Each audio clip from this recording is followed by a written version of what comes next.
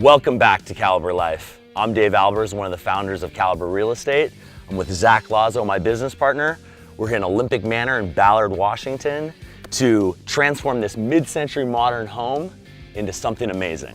And to top it all off, we've invited 10 of our agents to come through and share their creative advice and hopefully figure out whether or not we're on the right track. Welcome everyone to Field Trip Friday. Thank you guys all for making it. I know that it was a big commute for a lot of you. We're here in Ballard. The biggest thing that I'm excited about is this is a 1960s mid-century home, and pretty much it's untouched. It's like a time capsule. Nothing's really been improved since.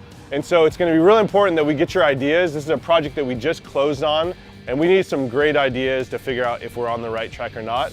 And we're gonna share our ideas, but honestly, we want some of your creative ideas as well. So let's go check it out.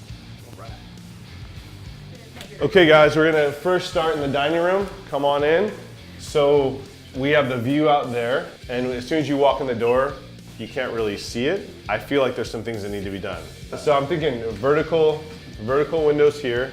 You're looking into your, in my opinion, your formal dining room area. Just keep in mind, like this is your dining room area, and you're pouring out to a covered patio area where you're having your cocktails, you're having your lounge party, you have your gas range, second kitchen out there, and then you bring everyone out, open concept, past that fireplace, seeing the water. Yes, Renee? I don't agree. Okay. You're walking in to a $2 million house, and the first thing that you see is a dining room. I think this, I know that we're gonna explode out here on the kitchen, but I think this suits better for a lounge. When someone is cooking, people are having cocktails over here, they're engaging. What prevents you from putting a door in the dining room that goes out to the deck? But I feel like the lounge area or whatever right here would be perfect. You're gonna have a beautiful dining area, then you're gonna have your, I mean, that's where your view is. That's where you're gonna hang when you're entertaining. Yes. But when you're here and you're cooking and your kids are just kind of hanging out or whatever, this is where they'll sit. You might have a TV in this room, whatever you decide. Let me ask you this though. Have you been here on a hot summer day? That's where the sun's coming from. On an afternoon day, you're baking. Oh my God. You're baking in that sun. I think I really agree with what you're talking about in terms of flow and Yes. having people walk through the home and having Yes. multiple areas to sit down, have conversations, have some snacks, and then have a formal place to sit down where the main food comes out. Over there. I think a lot of the social stuff happens over here, but having a formal dinner by the garden over here is where we were thinking. If you were having a dinner party, you were having a formal dinner party, would you want to be sitting here for the evening? Or would you want your guests to be sitting out there and enjoying the view and having a nice dinner? Exactly. I would want to be out there. Yeah. Okay, let's just look at it from another perspective in the other room, Yes. and then make our final decisions. Agreed. Cool? Okay. All right. Great. My only qualm and my only thought is that you're sandwiched into this small space. So if this is going to be your formal dining area, is it possible? I'm not saying it's not possible, but is it possible that this is a little bit too small?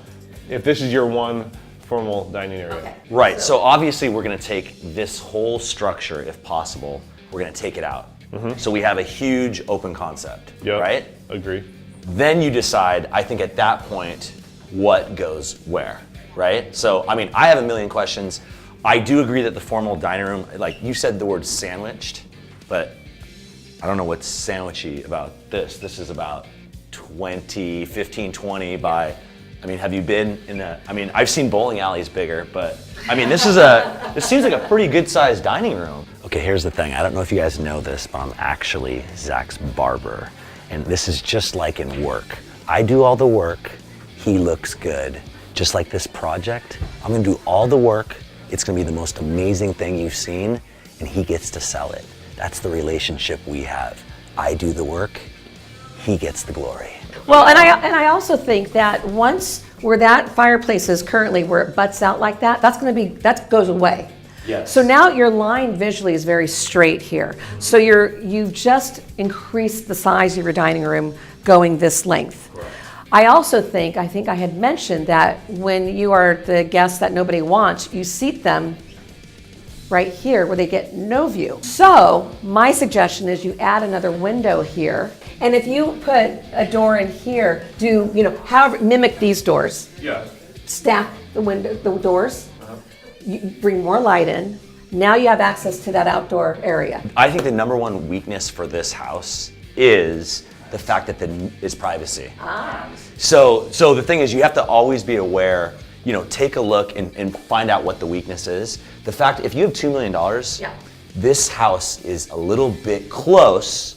And so what you're doing is when you open this up, you were reminding them that their neighbor is close, and they're forgetting that they've got a $5 million view for $2 million. So why don't we do this? Let's open it up, and then we'll come back, figure out what the final decision is. Renee may or may not be invited to that one because I want to get my way. But yeah, no, I think those are some great ideas. Let's go check out some other parts of the house. Yeah.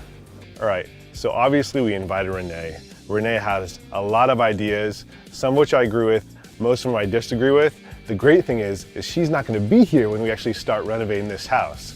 Zach, I love you. You're like my son, but you also know you're going to need me. I'll see you soon.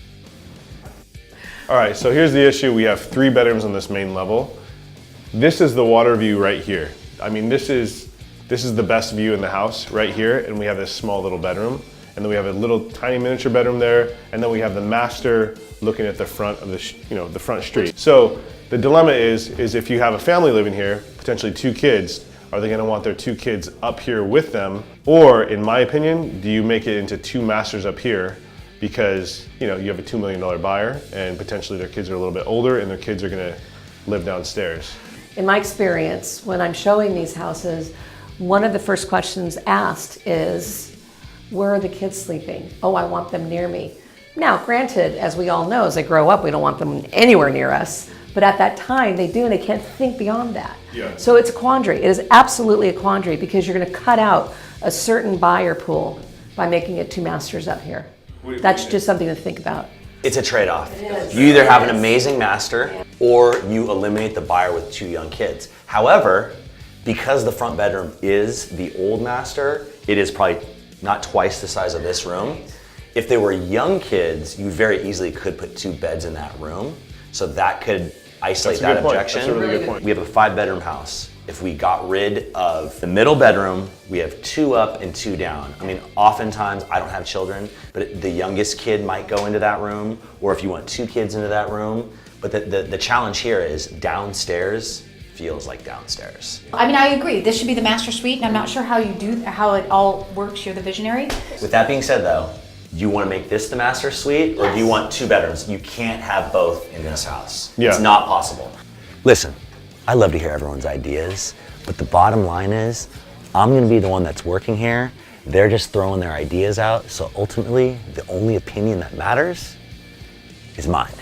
Yeah, I just do. I think you hit it on the nail when you were talking about where we live. I mean, we've got, like you said, young millionaires that are buying beautiful homes with young kids or about to start a family, and they're, both working full-time jobs and are great. Let's say we go with what you're saying, right? Problem is, I'm not as worried about not having, the view for the master, but the thing is, there's no walk-in closet. If you go from 3 bedrooms to 2 bedrooms, you not only get 2 masters, but the master now has a walk-in closet or a bigger closet space. And the master has a view of the water. You know what? I like your point of staging. Let's just stage it with 2 beds in there to point out that if you have 2 young kids, they can easily fit in that ginormous bedroom up front where they belong on the street level.